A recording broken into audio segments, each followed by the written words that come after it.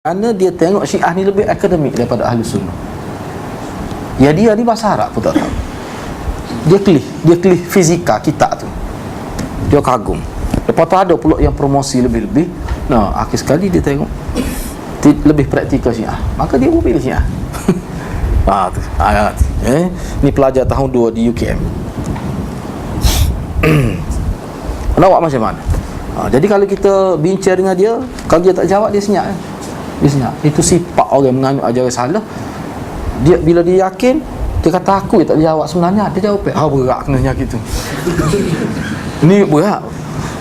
Sebab tu ulama kita buat kajian. Kenapa dia senyap bila kita tanya? Dia tak boleh jawab, tapi dia yakin jawab pada. Cuma dia tak boleh jawab. Dia senyap. Dia tak terima kita. Ini penyakit ni. Sebab tu penyakit akidah ni susah. Dia bawa mati.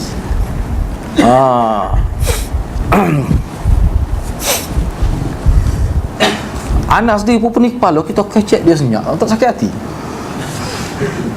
Pun kecek dengan tunggu kali. Ni berat memang berat. Pengalaman Ustaz Sumail Muhammadi misalnya, anak tanya dia, lagu mana pengalaman dia counselling golong, dia kata sakit hati, dia kata. Kita tanya-tanya, dia senyap, awak dah utia kelih. Kita kecek sehari, akhir sekali puas kita tubik. Main lagu tu 5 kali sesi lagu tu, kali kena ikut mu tak ada kena buat. Tu bahaya, bahaya, sangat bahaya.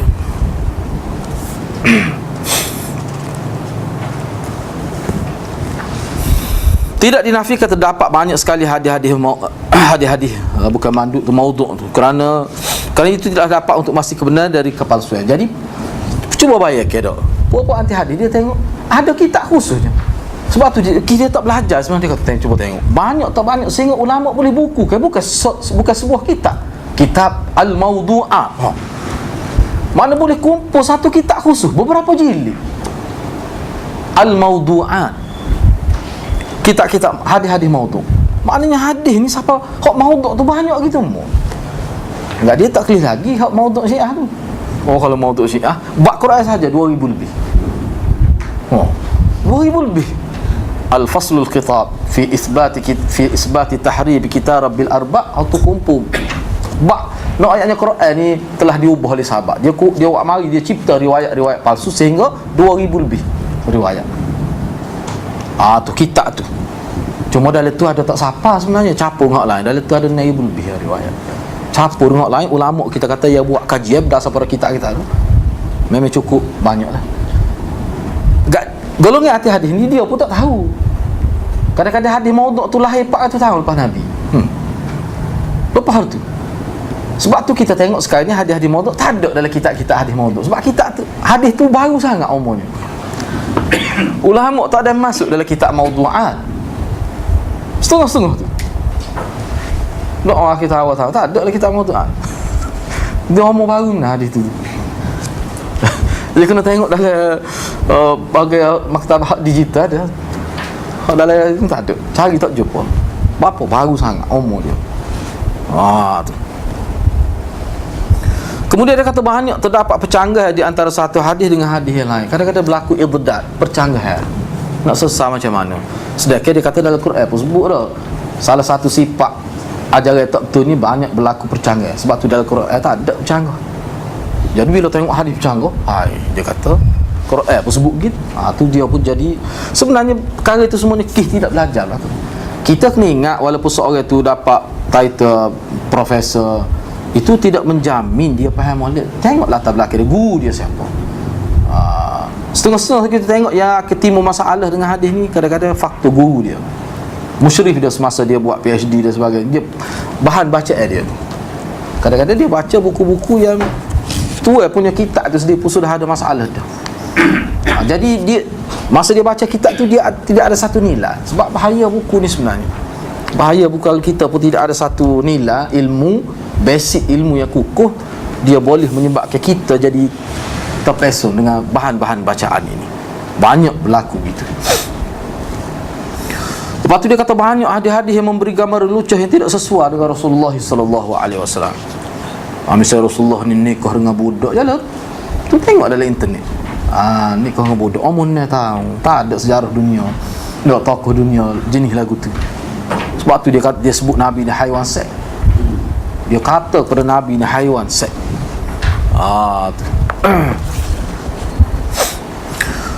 Kemudian dia pening juga dengan kata-kata Sayyidina Umar. Sayyidina Umar kata cukuplah untuk kita Al-Quran. Beliau tidak sebut langsung tentang hadis. Ini hadis ketika dekat Nabi nak wafat ni. Tengok, dia tidak tahu bahawa ni hujah Syiah. Ni hujah Syiah ni. Bila Nabi suruh tulis, Nabi kata cukup dah Al-Quran. Hak tu nak ayatnya. Cara lain pemahamannya kita akan bincangkan data. Hak ni sebenarnya 3.1.14 ni hujah Syiah. Syiah guna.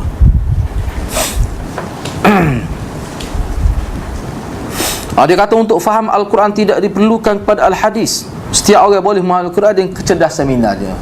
Ni ana ingat lagi ni. Ni hak ni. Di Kelantan kita ni ada dulu satu kelompok, ana malas sebut kumpulan mana. Sebelum tahun 2000, ana pernah pergi mengajar Al-Quran di tempat dia. Rupanya dia ada pahaman. Terkejut. Sehingga golongan-golongan pokok dia perekat hebatlah, perekat pengajar sampai PhD. Dia pergi belajar bahasa Arab, kemudian dia boleh bahasa Arab, dia baca Quran, dia tengok kamus nak faham Quran. Lepas tu dia boleh buat kuliah. Banyak masalah timbul. Sehingga Al-Fadhil Ustaz Mak Mustafa tu pening kepala nak menangani pokok dia. Ni ada berlaku satu ketika, ni bahaya sangat. Sebab Quran ni dia tak boleh kita nak tengok kitab kamus tak boleh. Sebab dia istilah-istilah dia tu istilah khusus. Kita kena faham melalui Quran. Sebab itulah Nabi kata, Nabi tinggal dua perkara, Quran dengan sunnah. Lepas tu sahabat dia tu seperti mana hadis-hadis yang kita akan jumpa kata. Jadi perkara ni sebenarnya cuba bayangkan seorang tu nak belajar Quran, dia nak faham Quran, tapi dia tidak belajar hadis. Cuba bayangkan lagu mana teruk pemahaman dia tu. Kerana Nabi ni, tujuan Nabi diutuskan ni adalah untuk menghurai, mubayyin, mufassil pada Quran. Sebab tu kalau kita belajar tadribur rawi misalnya, usul hadis, dia akan sebut banyak. Tadribur rawi tu usul hadis, itqan misalnya, kita belajar ulum Quran, penuh dengan hadis-hadis Nabi. Riwayat saja. Al-itqan fi ulumil Quran Lis-Suyuti. Kadang-kadang satu dia ada 85 bab ya, atau 86 bab. Tapi kenapa tebal gitu mu al-itqan itu? Sebab satu-satu fakta dia kemukakan hadis, kadang-kadang berbelah-belah hadis untuk faham ulum Quran tu. Jadi makna orang yang tolak hadis sebenarnya hakikat sebenarnya dia tolak Quran itu sendiri. Jadi kegagalan masyarakat kita belajar hadis secara sistematik sebenarnya itulah menyebabkan mereka terdedah kepada bahaya. Sebab dalam hadis banyak Nabi sebut, mana umat aku dia akan dilanda oleh fitnah yang sangat hebat. Nabi tidak sebut bila, tapi Nabi kata di akhir zaman. Pada waktu tu manusia hilang punca, hilang pegangan dia. Maka sahabat tanya, "Patut macam mana kalau takdir kita berada di zaman itu?" Nabi kata, "Mu kena pegang ma'ana alaihi wa ashabi." Kena pegang sunnah aku dan kena ikut jejak langkah sahabatku. Itu pengiktirafan Nabi. Dan hadis itulah ulama kata maksud ahlus sunnah. Antara maksud ahlus sunnah, ahlus sunnah ni mana orang yang nak ambil sunnah daripada hadis. Nak ambil sunnah, nak ambil cara hidup Nabi dalam semua aspek melalui hadis. Jadi yang boleh memahami sunnah daripada hadis tu dia kena orang yang berilmu. Sebab tu ulama-ulama kita bila nak ambil sunnah, dia kena pastikan hadis tu sahih.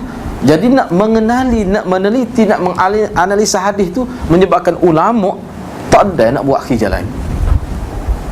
Kalau kita perhati ulama seperti Imam Suyuti misalnya, dalam cerita bayi data dia lah, memang benda ni sahih. Dia tak ada nak buat, tak ada, sehingga tak kahwin. Bukan sekarang tak ada, nak nikah pun tak ada. Akhir sekali dia jadi mari, dia bukan benci kepada perkahwinan. Sebab Imam Syafi'i tu tulis nak berkenaan munakahah, darah nifah, dia nikah pun tak. Berapa tu? Ulama kata tak usah tanya surah Tuhan lah, bukan dia benci pada perkahwinan. Dia manusia ni sampai satu tahap gitu, khilaf nikah ke. Ada kata Imam Nawawi begitu juga. Tapi kesal daripada dia tak nikah tu ke dia?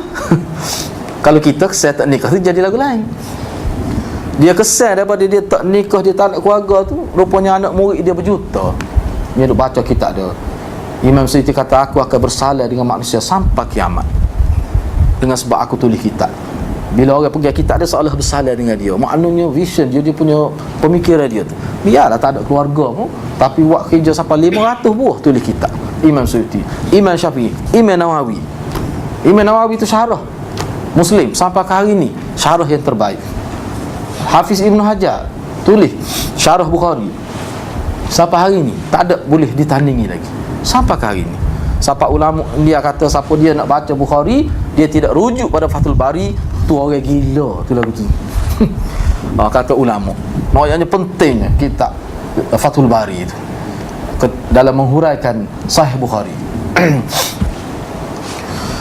Jadi perkara itu anda tengok dalam website Indonesia, dia terjemah habis Fathul Bari. Rajin sungguh Indonesia. Lepas tu dia pergi free pula tu. Boleh print dalam bentuk PDF tu kan, boleh print. Tak boleh bahasa, tapi Indonesia apa tidak Indonesia pekak lah. Boleh kita faham sikit-sikit je ada. Kena tahu juga lah. Tak apa tak ada komus 38 ya ada komusnya. Anak pergi beli di Kuala Lumpur, sakit kepala kita. Saya baca buku dia tak faham macam. Adalah kalimah tak faham. Dia ambil bahasa Inggeris, dia faham, kita tak kenal bahasa Inggeris. Parok Indonesia ni kerja dia. Gagal pun dia akhir sekali lagi pergi dengan Ustaz Zawar beli sebuah orang komus buat klik lagi tau. Lega. Tapi lah ni zaman internet mudah, dia boleh itu dalam internet, tak payah beli komus dulu. Tahun 98 ke 97 kita sakit kepala apa lah je, payah sangat bahasa Indonesia, lebih ada Arab payah kadang-kadang tu. Nak Ustaz Zawar kata kita pergi pustaka ni depan Masjid India di Kuala Lumpur. Beli soal buat klik. Sayang buat klik kita kom tu. Sini tak ada jual.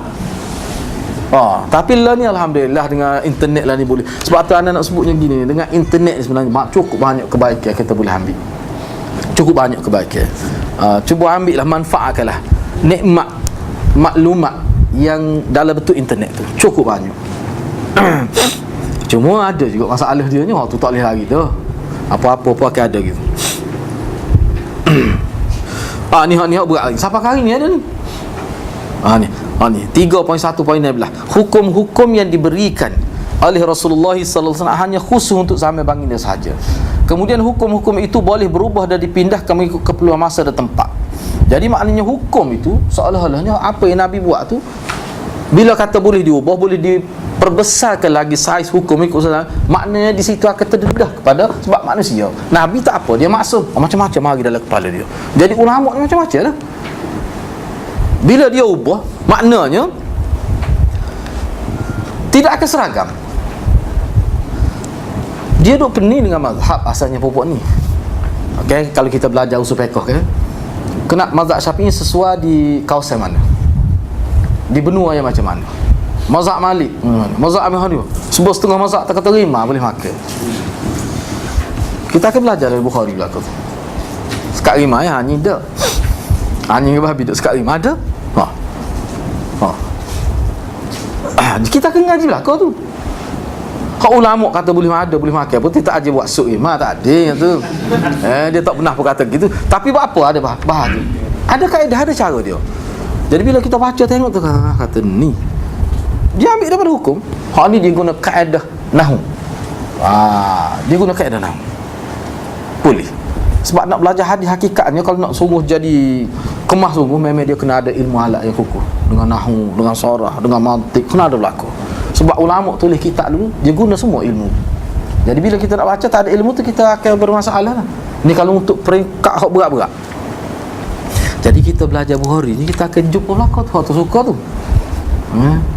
Hak tu sedap tu. Tu. Tapi ilmu ni dia ada, tak semestinya kita buat keluar. Setengah-setengah tu kita tak boleh buat tobik. Waktu tobik tu bukan sekat hak tidak orang pun jadi bising. Cuma kita kena tahu. Kena tahu. Sebab boleh jadi kita pergi di satu tempat, kita akan guna tu. Orang kita tengok ni lagi jauh. Padahal kalau cuba bayangkan kalau kita pergi di Sabah, masuk dalam kawasan orang asli tu, kat mana ni tu dia buat batang golek. Kita rumah yang akak lepas boleh poket.